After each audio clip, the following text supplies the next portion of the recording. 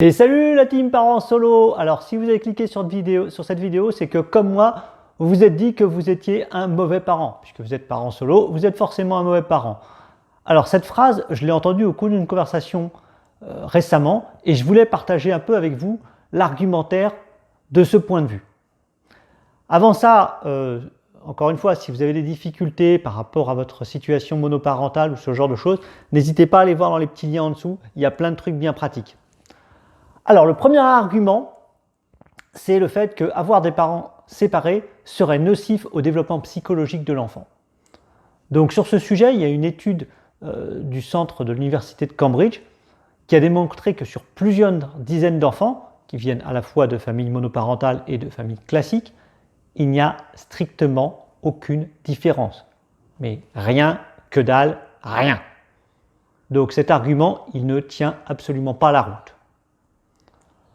Le second argument, c'est le fait que c'est hors norme d'avoir une famille monoparentale et donc du coup, les enfants risquent d'être harcelés sur ce sujet-là.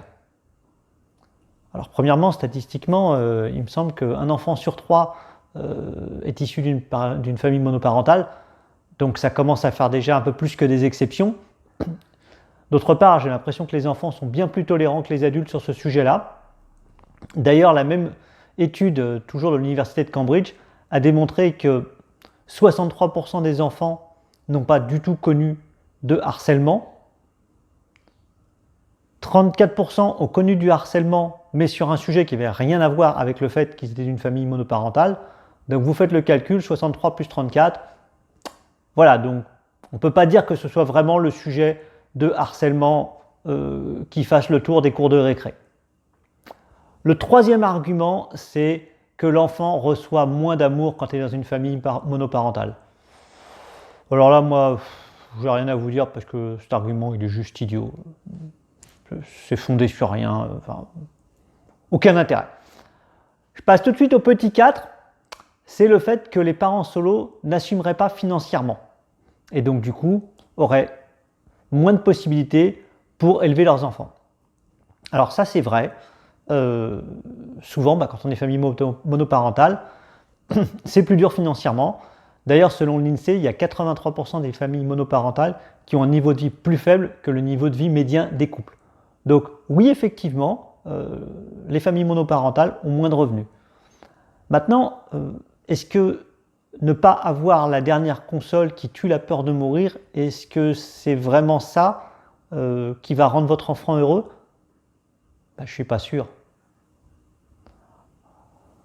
L'autre point, c'est le fait que c'est lié, j'allais dire, au point précédent, c'est lié que les familles monoparentales ne pourraient pas, les enfants des familles monoparentales ne pourraient pas réussir dans la vie pour des raisons financières. C'est-à-dire que comme les mamans ou les papas n'auraient pas suffisamment de moyens, ils ne pourraient pas envoyer les enfants faire de bonnes études.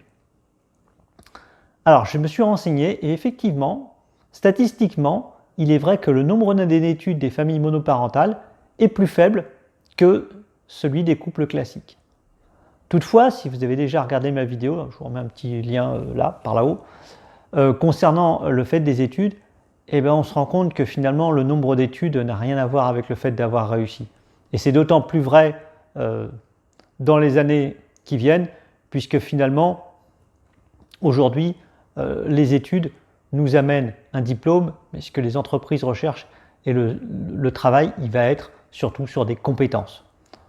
Donc voilà tous les arguments que j'ai pu avoir lors de cette conversation. Je voulais les partager avec vous. N'hésitez pas à me donner votre avis, mettre un petit commentaire, ça fait toujours plaisir.